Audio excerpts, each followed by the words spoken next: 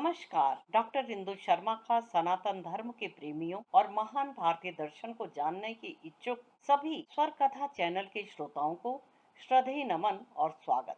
श्रोताओं, हमने स्वर कथा के माध्यम से सप्त ऋषियों के विषय में चर्चा की, जिनके द्वारा सनातन संस्कृति की नींव रखी गई। पिछले सप्ताहों से हम चर्चा कर रहे हैं उन संतों की जिन्होंने सनातन धर्म को सींचा। पिछले सप्ताह का विषय था संत ज्ञानेश्वर जी और आज का विषय संत नामदेव। इससे पहले कि आज के विषय पर हम चर्चा करें, आपसे अनुरोध है कि आप भारतीय संस्कृति का प्रचार व प्रसार करने में हमारी सहायता अवश्य करें। इस मिशन को सफल बनाने के लिए आपसे प्रार्थना है, यदि आपने स्वर कथा चैनल को अभी तक सब्सक्राइब नहीं किया है तो इसे सब्सक्राइब अवश्य करें और अपने मित्रों से भी स्वर कथा से जुड़ने का आग्रह अवश्य करें। भारतीय संस्कृति और उसका साहित्य जीवित रहेगा तो मानवता भी जिंदा रहेगी और भारतवर्ष को विश्व गुरु की उपाधि फिर से प्राप्त। तो आशा है आपका सहयोग हमें अवश्य प्राप्त होगा। तो आइए जानते हैं संत नामदेव जी के विषय में। नामदेव भारत के प्रसिद्ध संत थे। नामदेव को वारकरी संप्रदाय का प्रमुख संत माना जाता है। महाराष्ट्र में पंढरपुर के विठोबा की उपासना भी प्रचलित थी। सामान्य जनता प्रतिवर्ष आषाढ़ी और कीर्ति की एकादशी की उनके दर्शनों के लिए पंढरपुर की यात्रा किया करती थी और यह प्रथा आज भी प्रचलित है। इस प्रकार की बारी अर्थात यात्रा करने वाले वारकरी कहलाते थे। भक्त नामदेव महाराज जी का जन्म 26 अक्टूबर 1270 में महाराष्ट्र के सातारा जिले में कृष्णा नदी के किनारे बसे नरसी बामणी नामक गांव में एक शिल्पी अर्थात दर्जी के परिवार में हुआ था। इनके पिता का नाम दमाशेठ और माता का नाम गुणाई देवी था।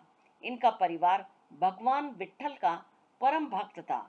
इनकी पत्नी का नाम राधाबाई था। इनका एक पुत्र था नारायण। संत नामदेव ने विसोबा खेचर से दीक्षा ली थी। ये संत ज्ञानेश्वर के समकालीन। संत ज्ञानेश्वर के साथ इन्होंने पूरे महाराष्ट्र का भ्रमण किया, भक्ति गीत रचे और जनता जनार्दन को समता और प्रभु भक्ति का पाठ पढ़ाया। संत ज्ञानेश्वर के समाधि लेने के बाद इन्होंने पूरे भारत का भ्रमण किया। इन्होंने मराठी के साथ साथ हिंदी में भी रचनाएं लिखी।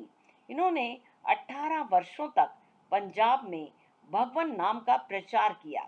अभी भी इनकी कुछ रचनाएं सिखों की धार्मिक पुस्तकों में भी मिलती हैं। मुखबानी नामक पुस्तक में इनकी रचनाएं संग्रहित हैं। आज भी इनके द्वारा रचित गीत पूरे महाराष्ट्र में भक्ति और प्रेम के साथ गाए जाते हैं। विसोबा खेचर से दीक्षा लेने के पूर्व तक ये सगुणोपासक थे। पंढरपुर विट्ठल की उपासना किया करते थे। दीक्षा के उपरांत इनकी विट्ठल भक्ति सर्वव्यापक हो गई। महाराष्ट्रीय संत परंपरा के अनुसार इनकी निर्गुण भक्ति थी, जिसमें सगुण निर्गुण का कोई भी भेदभाव नहीं था। उन्होंने मराठी में कई सौ अभंग और हिंदी में 100 के लगभग पद रचे हैं। इनके पदों में हठ योग की कुंडलिनी, योग साधना और प्रेमा भक्ति की ताला बेली अर्थात विवल भावना, ये दोनों ही पाई जाती हैं। निर्गुणी कबीर के समान नामदेव में भी व्रत, तीर्थ आदि बाह्य आडंबर के प्रति उपेक्षा तथा भगवान नाम एवं सतगुरु के प्रति आदर भाव विद्यमान है। कबीर के पदों में यत्र तत्र नामदेव की भाव छाया दृष्टिगोचर होती है। कबीर के पूर्व नामदेव ने उत्तर भारत में निर्गुण भक्ति का प्रचार किया, जो निर्विवाद है। ज्ञानेश्वर और नामदेव उत्तर भारत के साथ साथ इन दोनों ने यात्रा की। ज्ञानेश्वर मारवाड़ में कौलदर्जी नामक स्थान तक ही नामदेव के साथ गए। वहां से लौटकर उन्होंने आलंदी में शक 1218 में समाधि ले ली। ज्ञानेश्वर के वियोग से नामदेव का मन महाराष्ट्र से उचट गया और ये पंजाब की ओर उन्मुख हो गए। गुरदासपुर जिले के धोमान नामक स्थान पर आज भी नामदेव जी का मंदिर विद्यमान है। वहाँ सीमित क्षेत्र में इनका पंथ भी चल रहा है। संतों के जीवन के साथ कतिपय चमत्कार घटनाएं अवश्य जुड़ी रहती हैं। नामदेव के चरित्र में भी सुल्तान की आज्ञा से इनका मृत गाय को जिलाना, पूर्वाभिमुख आवढ़या नागनाथ मंदिर के सामने कीर्तन करने पर पुजारी की आपत्ति उठाने के उपरांत इनके पश्चिम की ओर जाते ही उनका द्वार का पश्चिमोभिमुख हो जाना, विठल की मूर्ति का इनके हाथ से दुग्धपान करना आदि अनेक ऐसी घटनाएं समाविष्ट हैं। नामदेव ज्ञानेश्वर की समाधि के लगभग 55 वर्ष बाद तक और जीवित रहे।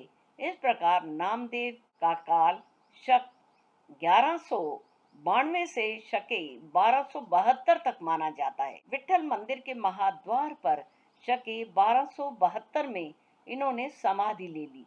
कुछ विद्वान इनका समाधि स्थान घोमान मानते हैं, परंतु बहुमत पंढरपुर के पक्ष में है। वारकरी संत नामदेव के समय के संबंध में विद्वानों में परस्पर मतभेद है। महाराष्ट्रीय विद्वान वारकरी नामदेव को ज्ञानेश्वर का समसामयिक मानते हैं और ज्ञानेश्वर का समय उनके ग्रंथ ज्ञानेश्वरी से प्रमाणित हो जाता है।